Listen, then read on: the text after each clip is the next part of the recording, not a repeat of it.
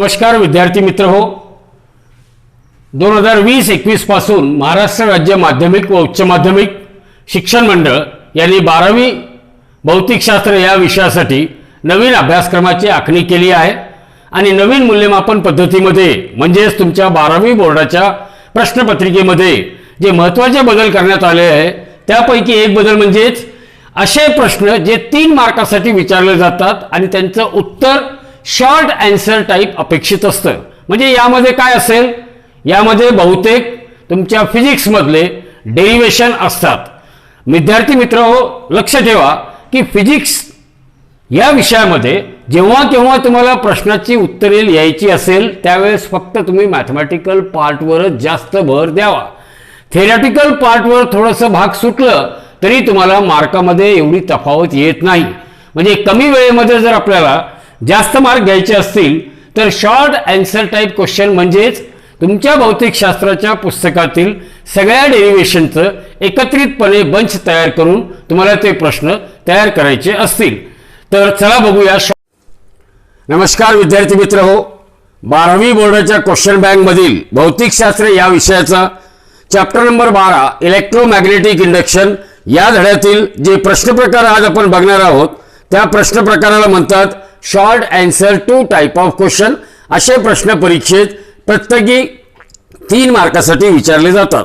तर पहिला प्रश्न यामध्ये बघा काय दिलेला आहे, व्हॉट इज ट्रान्सफॉर्मर. ट्रान्सफॉर्मर म्हणजे काय आणि आपल्याला माहिती आहे ट्रान्सफॉर्मरचे 2 टाइप आहेत. त्याला एक्सप्लेन करायला विचारलं, explain step up and step down transformer. तर ट्रान्सफॉर्मर हा काय, बेसिकली ट्रान्सफॉर्मर इज, पहिले ट्रान्सफॉर्मरची व्याख्या लिहायची आपल्याला 1 मार्कासाठी. It is an electrical device. हा एक इलेक्ट्रिकल डिव्हाइस आहे विच कन्वर्ट्स, तो काय करतो, कन्वर्ट करतो कशाला, low alternating voltage, low value of alternating voltage at high current is converted into high alternating voltage at low current. Low alternating voltage at high current is converted into high alternating voltage at low current and vice versa.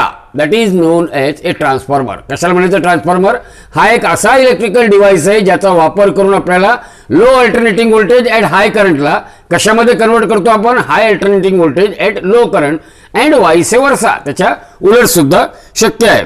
आता step up transformer कशाला म्हणायचं आणि step down transformer कशाला म्हणायचं. तर तुम्हाला माहित आहे ट्रान्सफॉर्मरमध्ये एक प्रायमरी कॉईल असते, दुसरी सेकंडरी कॉईल असते. ही आहे प्रायमरी कॉईल, ही आहे सेकंडरी कॉईल. तर स्टेप अप ट्रान्सफॉर्मरच्या बाबतीत काय सांगायचं आपल्याला, a transformer which converts step up from the name itself, up म्हणजे वर, a transformer which converts low voltage at high current into what high voltage at low current is called step up transformer. म्हणजे low व्होल्टेजचा conversion high voltage मध्ये केलेलं आहे. Low voltage which is at high current into what, high voltage at low current is called step up transformer. Now in step up transformer आणखीन काय असते, in step up transformer number of turns in secondary, number of turns in secondary they must be greater than number of turns in what, primary coil. Number of turns in primary coil. But we know that ES upon EP is equal to NS upon NP. म्हणजेच काय होईल, EMF induced across secondary it must be greater than that of EMF induced across primary, and this is equal to IP divided by IS. It means IP must be greater than IS or IS must be greater than IP. तर 3 condition फार महत्वाच्या आहे. In case of step up transformer, NS must be greater than NP. ES, that is EMF across secondary, must be greater than EMF applied across primary, and current flowing through primary must be greater than that of current flowing through what, secondary. Current flowing through secondary. And as far as this primary coil of step up transformer is concerned, what you can say, the primary coil of step up transformer is made up of what, thick, जाड असतो. Step up ट्रान्सफॉर्मरची primary coil ही जाड वायरने तयार केलेली असते. का, because it is made up of thick insulated copper wire so that it can sustain high current. त्याला हाय करंटला सस्टेन करायचं आहे म्हणून प्रायमरी कॉईल ही जाड वायरने तयार केलेली असते. While the secondary coil is made up of thin insulated copper wire. and current through secondary is less than current through primary. IS is less than IP. IS is less than IP. आता ज्या condition step up ट्रान्सफॉर्मरला आहे त्याच्या अगदी उलट condition ह्या step down ट्रान्सफॉर्मरला राहतील. तर आता स्टेप डाऊन ट्रान्सफॉर्मर बघूया one by one. A transformer which converts, आता स्टेप अप मध्ये काय होतं, low voltage at high current is converted into high voltage at low current. तर स्टेप डाऊन ट्रान्सफॉर्मर कशाला म्हणायचं, a transformer which converts high voltage at low current, high voltage at low current into low voltage at high current is called step up transformer. दूसरा is called step down transformer, is called step down transformer. Now in case of step down transformer काय सांगता येईल, number of turns in secondary coil NS should be less than NP. Number of turns in secondary coil is less than number of turns in what, primary coil. And as NS is less than NP, it means EMF across secondary is less than EMF across primary. It means IP is less than IS. IP is less than IS. So a step down transformer is a transformer in which number of turns in secondary they are less than number of turns in primary. Means EMF across secondary is less than EMF across primary. It means the primary current is less than that of secondary current. Primary current is less than that of secondary current. आता इथं लक्ष द्यायचं, the primary coil is made up of thin insulated copper wire. Thin तिकडे काय होतं, thick, because it has to sustain large current. Here it has to sustain only low current. So the primary coil is made up of thin insulated wire, while the secondary coil is made up of what, thick insulated copper wire, so that it can sustain high current. So that it can sustain what, high current.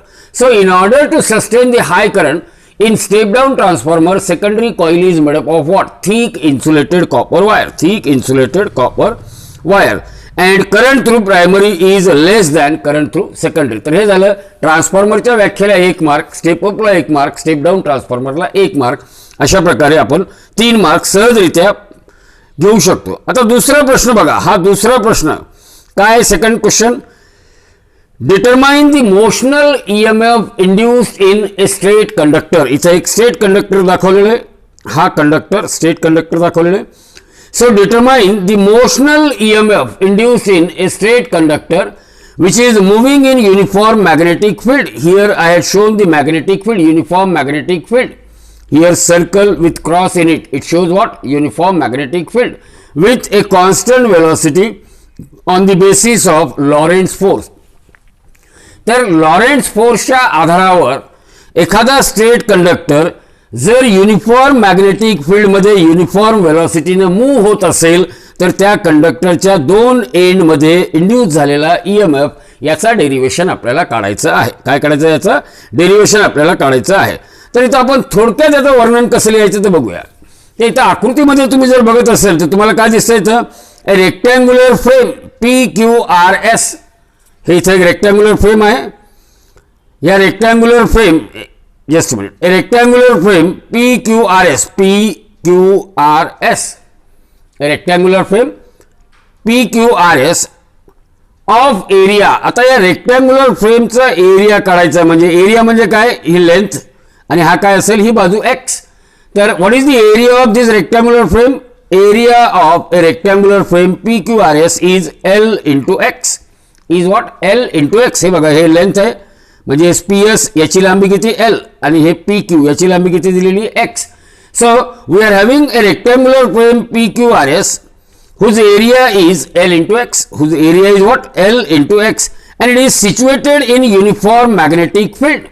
Here uniform magnetic field is shown by means of what, cross with encircle, like this, cross and encircle. What does it means? That magnetic field is acting inward. याचा अर्थ काय होतो, magnetic field is acting what, inward, that is into the paper, and it is perpendicular to the plane of a paper. It is perpendicular to what, a plane of a paper. So a rectangular frame is kept in uniform magnetic field which is perpendicular to plane of a paper and which is directed inward, and which is directed what, inward. And here we are having a wire, QR is what, a wire QR. Here a wire QR What is the length of wire QR? It is L, and it is moving with velocity V. That wire QR is moving with velocity V. Wire QR is moving with velocity V, and when wire will move with uniform velocity V towards this side. So what that wire will do, when it will move along this direction, then it will try to increase the area of a rectangular loop. Then it will try to increase what? The area of a rectangular loop. And what is the effect of increase in area? When due to the motion of wire, when the area of loop will increases, when wire moves with velocity V, it means it will try to increase the value of x, means it will try to increase the area of loop. It will try to increase the area of PQRS loop. And whenever area increases, then the magnetic flux through the loop will also increases with time. Whenever area increases, then the magnetic flux. See here, B is equal to phi divided by A, or phi is equal to B into A. When area increases, magnetic flux linked with a loop, it will also increases with respect to time. So according to flux rule, flux rule, as per flux rule, whenever there is a change in magnetic flux associated with a coil, an EMF is induced in it, and the amount of EMF induced is directly proportional to rate of change of magnetic flux associated with coil. आपल्याला Faraday's law माहित आहे की जेव्हा केव्हा एखाद्या सर्किटशी associate असलेला magnetic flux याच्यात बदल होत असेल, मे बी इन्क्रीज और may be decrease, then in that case EMF is induced, and that EMF induced is directly proportional to rate of change of magnetic flux associated with coil. And this induced EMF, whatever EMF is induced in that rectangular frame, it will causes current I to flow into the loop, and it is assumed that there is enough resistance in the wire so that induced current are very, very small and producing what? A negligible magnetic field. Negligible magnetic field. आता सर्वात महत्त्वाचं जे भाग तुम्हाला लक्षात ठेवायचं ते आपण बघूया की whenever flux through the frame PQRS. What is magnetic flux through the frame PQRS? Flux phi is equal to B into A. What is the area of frame BQRS? Area of frame BQRS is what? B area is L into X. So as a flux phi through the frame PQRS, flux phi ची किंमत किती? Flux phi is equal to B into L into X. Flux associated with frame PQRS is phi equal to BLX. Now according to Faraday's law, magnitude of induced EMF E is equal to mod E equal to d phi by dt. That is d dt of phi ची किंमत किती है? BLX. Now B is constant, L is constant, so BL into dx by dt. But we know that what is this dx by dt? It is the rate of change of displacement. That is nothing but the velocity with which that wire QR is moving. So V is the velocity of wire QR, which will try to increase the length x of wire PQ and that of SR. Now according to concept of Lorentz law, or according to concepts of a Lorentz force, काय सांगते आपल्याला Lorentz force या concept प्रमाणे? See here, if I say that due to the induced EMF, charge Q is induced. If I say a charge Q is carried or charge Q is moving from Q to R, हे इथं बघा, charge Q is moving from what? Q to R. Then it will, because these charges are moving in what? Uniform magnetic field. And whenever charge moves through a uniform magnetic field, it is acted upon by a force F is equal to Q into V cross B. This force is called as Lorentz force. आपल्याला माहित आहे की जेव्हा केव्हा एखादा charge Q V एवढ्या वेलोसिटीने magnetic field B मधून जात असेल तर त्याच्यावर ऍक्ट होणारा फोर्स हा F is equal to Q into V cross B असेल. याच सोबत एक लक्षात ठेवायचं की हा जो फोर्स आहे हा समजा वेलोसिटीचा डायरेक्शन V आहे, हे मॅग्नेटिक फील्ड B आहे, इथं V आणि B हे एकमेकांना 90 डिग्री आहे, तर फोर्स हा काय असेल? This Lorentz force will always act in a direction which is perpendicular to the plane containing vector V and that of vector B. vector v and that of vector b. So remember here this force is acting parallel to qr. इथं हा force कसा act होतो? This force F, Lorentz force, is acting parallel to the length of wire QR. Therefore, the force F is constant along the length L of the wire QR. म्हणून हा force काय असेल? Constant along the length L of the wire QR. Why? Because V and B are constant. V and B are constant, or otherwise it is 0 and this force is 0. Why? Because here V is 0 for stationary part. V is 0 for stationary part. R S P Q. हा इथं R S, this stationary part is R S P Q. R S P Q.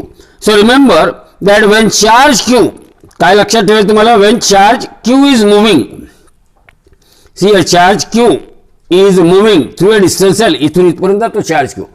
It moves from Q to R. So when charge Q moves a distance L along the wire, then the work done by the Lorentz force is work done equal to force into displacement.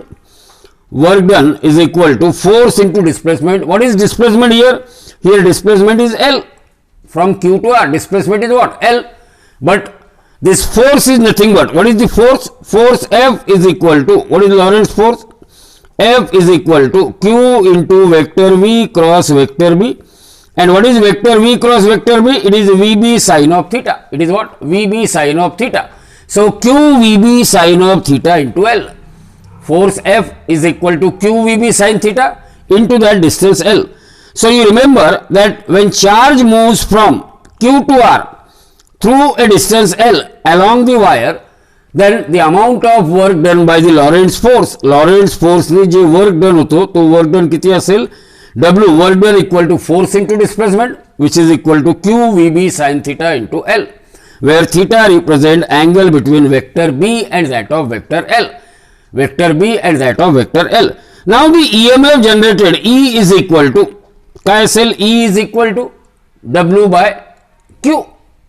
Work done divided by charge. Potential equal to work done divided by charge. आपण 10वीला बघितलं. W is equal to Q into V और V is equal to W by Q. ही व्याख्या आपल्याला 10वीला झालेली आहे. म्हणून EMF generated E is equal to work done upon charge, that is W divided by Q. आता हे W ची किंमत आपण जर लिहिली Q VB sin theta into L divided by Q, तर हे Q आणि Q कॅन्सल होईल आणि इथं काय येईल मग? VB sin theta into L.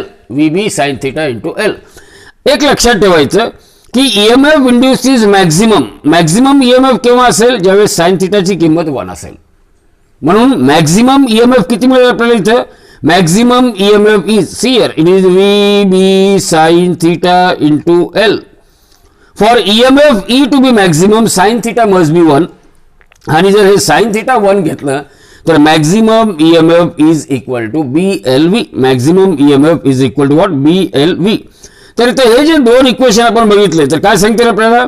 From equation 1 and 2, any circuit whose part moves in a fixed magnetic field, the EMF is induced in it and the time derivatives of flux, that is d phi by dt, it is regardless of what is the shape of a circuit. तर परीक्षेत थोडक्यात तुम्हाला या प्रश्नाचे उत्तर किंवा derivation E equal to BLV हा derivation काढायचं आहे. थिअरी पार्ट थोडं सुटलं तरी चालेल, पण मॅथमॅटिकल पार्ट व्यवस्थित लिहा मित्रांनो, तर तुम्हाला बोर्डामध्ये 3 पैकी 3 मार्क मिळायला काही अडचण नाही. प्रश्न क्रमांक 3 बघूया. तो एक साधा एक्झाम्पल आहे, फार सोपं असतं. ट्रान्सफॉर्मरवरील एक्झाम्पल आहे. The primary of transformer has 40 turns, म्हणजे number of turns in primary किती दिलेले आहे? 40. And works on 100 volt and it will works on what? 100 volt. म्हणजेच प्रायमरीचा व्होल्टेज किती दिलेला आहे? E primary it is 100 volt and 100 watt. प्रायमरीचा पॉवर दिलेला आहे 100 watt. Now find the number of turns in secondary. काय करायचं मला? I want to find out the number of turns in secondary. Secondary मधले नंबर ऑफ टर्न्स काढायचे आहे. In the secondary to step up the voltage म्हणजेच EMF across secondary is 400 volt. Also calculate the current in secondary, म्हणजे दुसरं काय करायचं मला? Current in secondary IS काढायचं आहे. And primary current in primary सुद्धा काढायचं आहे. म्हणजे मला 3 फिजिकल क्वांटिटी काढायची. LS IS IP प्रत्येकी 1 मार्कासाठी दिलेलं आहे. NP EP PP and that of ES.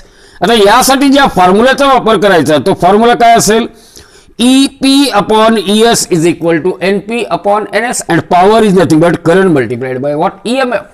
तर हा फॉर्म्युला जर मी इथे घेतला तर मला number of turns in secondary NS is equal to हा NS इक्वल टू काय मिळेल, NP into ES divided by EP. आता NP ES EP ची किंमत NP 40 ES 400 EP 100. तर हे 0 0 कट होईल, 40 गुणिले 4 म्हणजेच किती होईल ते 600. So if we simplify it then number of turns in secondary it is found to be 160. Number of turns in secondary किती मिळतं आपल्याला 160.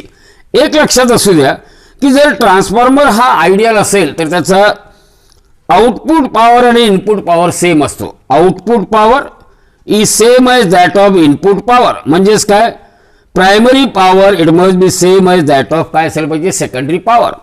आता प्रायमरी पॉवरचा फॉर्म्युला आणि सेकंडरी पॉवरचा फॉर्म्युला काय असतं, power is nothing but current multiplied by EMF. तर सेकंडरी पॉवर काय असेल, secondary power IS primary power काय असेल IP आणि यावरून आपल्याला जे काढायचं आहे की करंट इन सेकंडरी काढायचं आहे. तर काय येईल, current in secondary equal to current in primary into EMF across primary divided by EMF across secondary. आता याच्यात फक्त आपल्याला किमती ठेवायच्या आहे. किमती ठेवल्याबरोबर आपल्याला काय मिळेल, करंट फ्लोईंग थ्रू सेकंडरी. तर करंट फ्लोईंग थ्रू सेकंडरी याची किंमत कशी काढता येईल आपल्याला, PP divided bye ES. PP divided by what ES. हे कसं झालं बघा. आता तुम्ही इथं वर बघितलं की current through primary power is equal to secondary power. Primary power is equal to what secondary power. आता primary power is equal to मी सेकंडरी पॉवरच्या जागेवर ES इंटू IS असं लिहिल. म्हणून IS is equal to primary power, IS is equal to primary power divided by what primary EMF असे लिहिता येईल मला. Primary power divided by what primary EMF. तर ही जर किंमत मी इथे टाकली तर 100 डिवायडेड बाय 400. प्रायमरी पॉवर किती दिलेली आहे 100 वॅट. EMF अक्रॉस सेकंडरी किती आहे 400. तर याची किंमत मिळेल आपल्याला 0.25 ampere. So IP is equal to IS is equal to इथे येईल IS इक्वल टू 0.25 एम्पियर. आता याच्यावरून current through primary, current through secondary तसं current through primary PP divided by EP. PP divided by what EP. कारण हे बघा PP primary power is equal to current through primary into voltage across primary. म्हणून IP is equal to PP divided by what EP. इथं किंमत ठेवली 100 bye 100 तर ती उत्तर काय येतं, that is equal to 1. So current through primary here the current through secondary पहिले काय आलं आपलं 0.25 ampere and current through primary it comes to be what 1 ampere. तर बोर्डाच्या परीक्षेत जे 3 उत्तर आपल्याला लिहावं लागेल. पहिलं उत्तर काय लिहिणार आपण, number of turns in secondary is 160. दुसरा उत्तर अपेक्षित आहे दी current in secondary is 0.25 ampere. आणि तिसरं उत्तर आहे current in primary it is 1 ampere. Current in primary it is 1 ampere. आता पुढचा जो चौथा प्रश्न आहे तो चौथा प्रश्न बघा काय दिलेला चौथा प्रश्न. पुन्हा तो एक एक्झाम्पल आहे. The primary and secondary coil of transformer. याच्यावरून तुमच्या लक्षात आलं पाहिजे की ट्रान्सफॉर्मर किंवा इलेक्ट्रोमॅग्नेटिक इंडक्शनमध्ये ट्रान्सफॉर्मर हा सोपा बीट आहे आणि त्याच्यावर जास्त प्रश्न असतात. म्हणजे हा स्कोरिंग चॅप्टर झाला तुमचा. So the primary and secondary coil of transformer each will have an inductance of. प्रत्येक याचं इंडक्टन्स किती दिलेलं प्रायमरीचं 200 इंटू 10⁻⁶. म्हणजेच self inductance is 200 into 10⁻⁶. The mutual inductance between the winding is. आता त्या दोन वाइंडिंग मधला म्युच्युअल इंडक्टन्स किती दिलेला आहे 4 into 10⁻⁻⁶ Henry. Then what percentage of flux from one coil reaches the other coil? What percentage of flux? हा एक primary coil आहे, हा सेकंडरी कॉईल आहे. या कॉईलमधून करंट फ्लो होतो म्हणजेच काय होतं मॅग्नेटिक फ्लक्स हा प्रोड्यूस होतो. तर यांनी प्रोड्यूस केलेला किती पर्सेंट फ्लक्स हा सेकंडरीशी असोसिएट राहतो ते आपल्याला काढायचं आहे. म्हणजे इथे या प्रॉब्लेममध्ये आपल्याला काढायचं काय percentage of flux transformer. Self inductance दिलेलं आहे, म्युच्युअल इंडक्टन्स दिलेलं आहे आणि काय विचारलं पर्सेंटेज ऑफ फ्लक्स ट्रान्सफर म्हणजेच काय असेल M/L. It is the fraction of flux transferred from primary to secondary into 100 म्हणजेच हा पर्सेंटेज ऑफ फ्लक्स ट्रान्सफर. आता म्युच्युअल इंडक्टन्सची किंमत माहित आहे, सेल्फ इंडक्टन्सची किंमत माहित आहे, गुणिले 100 आणि याला जर कॅल्क्युलेट केलं तर हा पर्सेंटेज किती मिळतो? 2%. किती? Only 2% of magnetic flux is transferred from one coil to that of another coil. The next म्हणजे बोर्डाच्या परीक्षेत तुम्हाला जे अपेक्षित उत्तर लिहायचं ते काय लिहिणार? 2% of flux will be transferred from one coil and which will reaches to what? The other coil. Now the next question, that is question number 5. काय question number 5? Obtain an expression for self inductance of a सॉलोनाइड.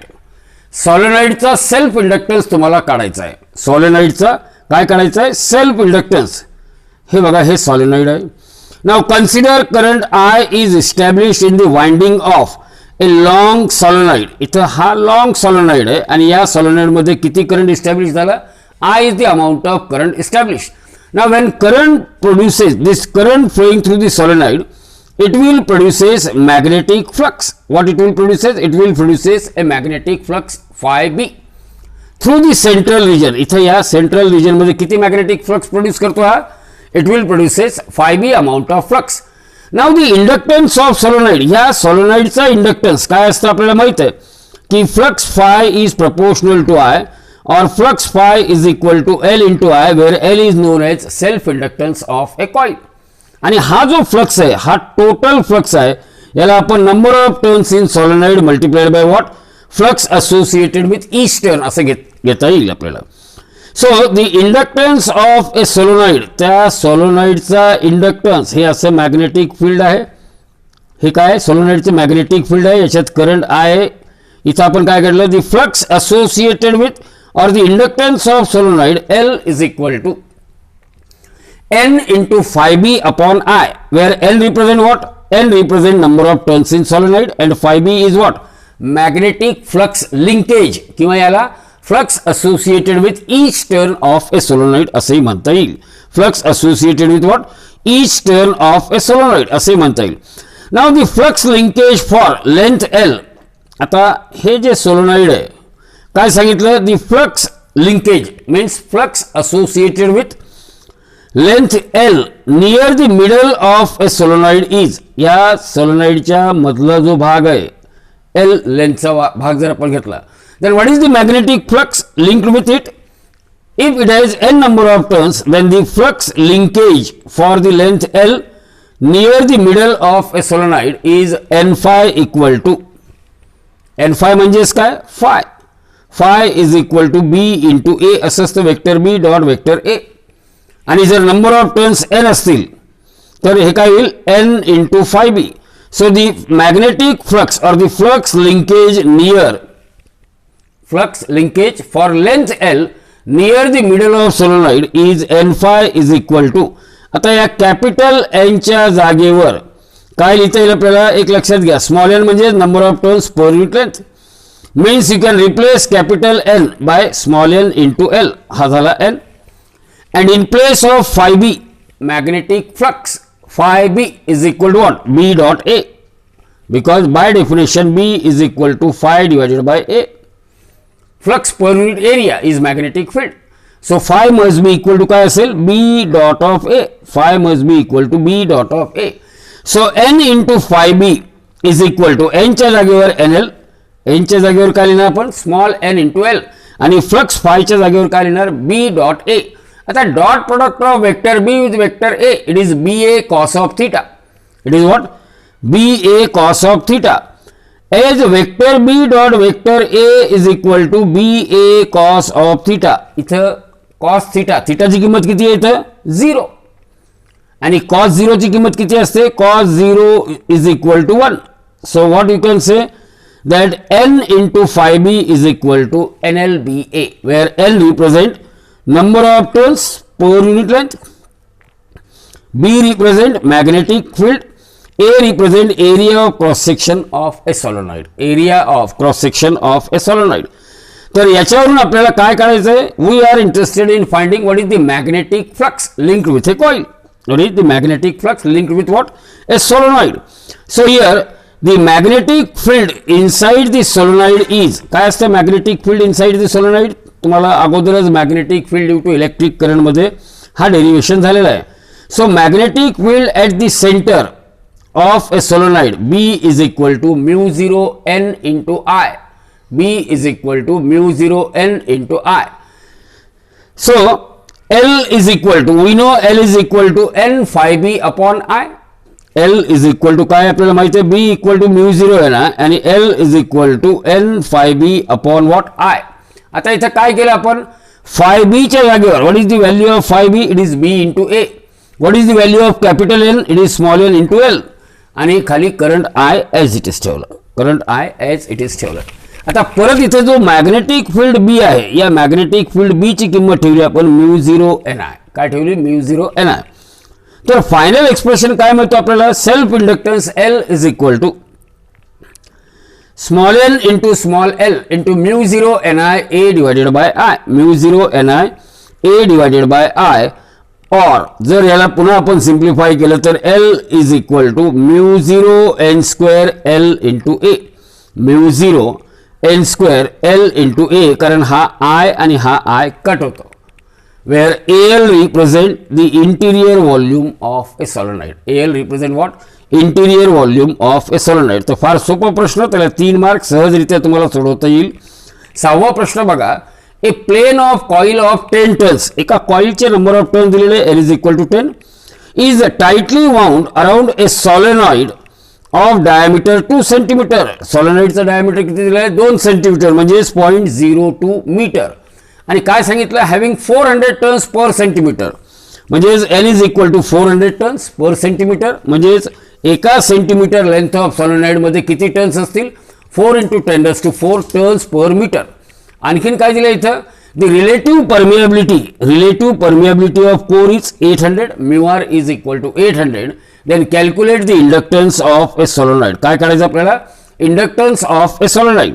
आता relative permeability दिलेली आहे, मला माहिती आहे permeability of medium is equal to relative permeability of medium into what, permeability of free space. म्हणजे इथे आपल्याला काढायचं आहे inductance of a solenoid L काढायचं आहे. त्यासाठी लागणारे जे फॉर्म्युले आहेत, पहिला फॉर्म्युला काय लागणार आपल्याला, μ इक्वल टू μr इंटू μ0, आणि दुसरं आपल्याला माहिती आहे number of turns equal to number of turns per unit length multiplied by length, कारण स्मॉल n बरोबर काय असतं, n डिवाइडेड बाय L.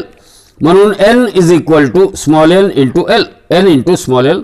हे दोन फॉर्म्युले याचा वापर करायचा. आणखी याच्यासोबत कुठल्या फॉर्म्युलेचा वापर करावा लागेल, L इज इक्वल टू, आताच आपण काढलं की self inductance of solenoid it is μn² L into, आता हा काय, πr² बाय 2, πr² बाय 2, म्हणजे हा काय होईल, πd² बाय 4, πd² बाय 4. तर L is equal to μn² L into πd² by 4, किंवा याला काय म्हणायचं, πr², यालाच काय म्हणायचं, πr². डी ची किंमत काय लिहिणार तुम्ही, d is equal to 2r. d is equal to काय लिहिणार, हे बघा हे फॉर्म्युला काय होईल मग, L is equal to μn² L pi into, आता d च्या जागेवर यावं लागेल मला 4d² च्या जागेवर 4r² डिवाइडेड बाय 4. तर हा 4 आणि हा 4 कट होईल, म्हणजे हा येईल μn² L इंटू πr², म्हणजेच काय असतं a.